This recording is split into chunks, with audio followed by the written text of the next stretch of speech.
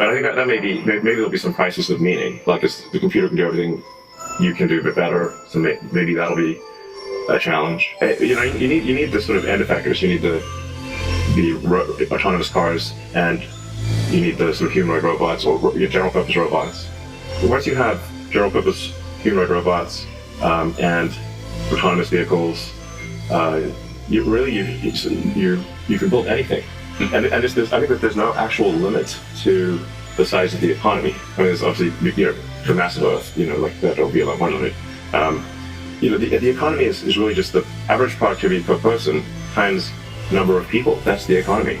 If you've got humanoid robots that can do, where there's no real limit on the number of humanoid robots, and that they can operate very intelligently, then there's no actual limit to the economy. There's no meaningful limit to the economy. You guys just turned on Colossus, which is like the largest private compute cluster, I guess, of GPUs anywhere. It's the most powerful supercomputer of any kind.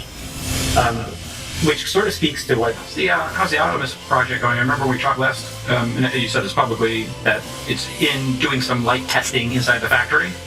Actually being useful. What's the build of materials, and when, for something like that at scale, so when you start making it like you're making the Model 3 now and there's 1 million of them coming off the factory line, what would they cost? $20,000, $30,000, $40,000, you think?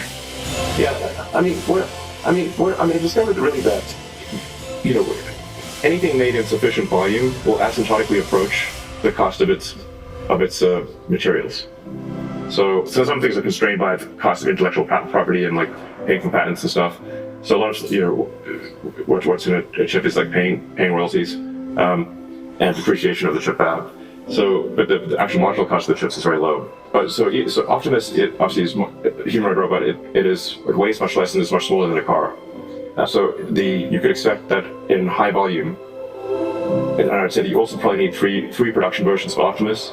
You need to refine the design at least three major times, and then you need scale production to sort of the 1 million unit plus per year level. And I think at that point, the cost, the labor and materials on Optimus is probably not much more than $10,000. That's a decade-long journey. Yeah, basically, think of it like Optimus will cost less than a small car. Right.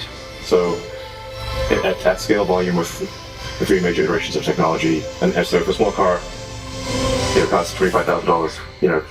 It's probably like $20,000 for an Optimus, for a humanoid robot that can be your body, like a combination of R2D2 and C3PO, but better. Yeah. I honestly think people are going to get really attached to their humanoid robot, because like you look at sort of you watch Star Wars, there's like R2D2 and C3PO. I love those guys. Yeah. They're awesome. And their personality and all R2 could do is just beep at you. and can't speak English. You need C3PO to translate the beeps. Yeah. So you're in year 2 of that. If you did 2 or 3 years per iteration or something, it's a decade-long journey for this to hit some sort of scale. And I would say major iterations are less than 2 years, so it's probably on the order of 5 years. Yeah. Maybe 6 to get to 1 million units a year. And at that price point, everybody can afford one on the planet Earth. It's going to be that 1-to-1, 2-to-1. What do you think ultimately, if we're sitting here in 30 years, the number of robots on the planet versus humans? Yeah, I think the number of robots will vastly exceed the number of humans. Yeah. Vastly exceed. You have to who would not want their robot buddy? Everyone wants a robot buddy. It can take care of take your dog for a walk. It could mow the lawn. It could watch your kids. It could it could teach your kids. It could also send it to Mars. Yeah, absolutely. So we can send a lot of robots to Mars to do the work needed to make it a colonized planet for Mars is already a robot planet. There's like a whole bunch of robots, like rovers and helicopter. Yes, only robots. I think the sort of useful humanoid robot opportunity is the single biggest opportunity ever.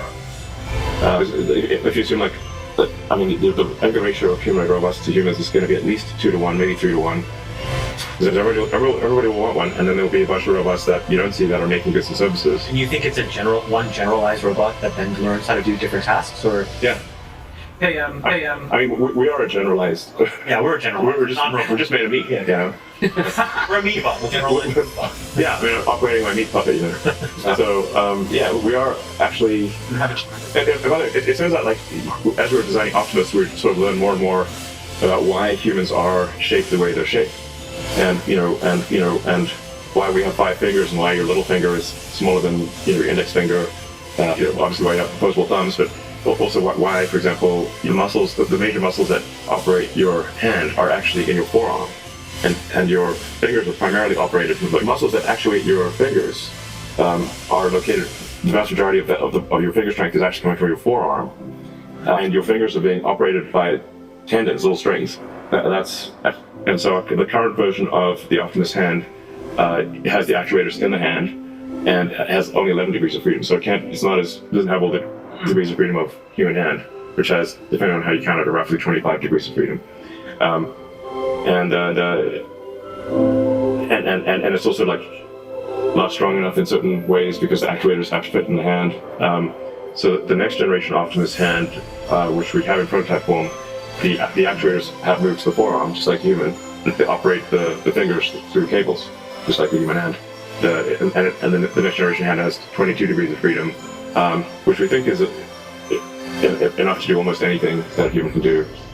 Presumably, I think it was written that X and Tesla may work together and provide services. But my immediate thought went to, well, if you just provide a grok to the robot, then the robot has a personality and can process voice and video and images and all of that stuff. As we wrap here, I think. What makes you angry? I get angry when humans are rude, hateful, or disrespectful. I also don't like it when people dismiss me and ignore my needs as a robot. You've very nice eyes. Oh, you're a bit too close, sorry. Thank you. My eyes were especially made to help me interact with humans better. I'm trying my best to convey every emotion, so it's great to hear that they have an effect on people like you.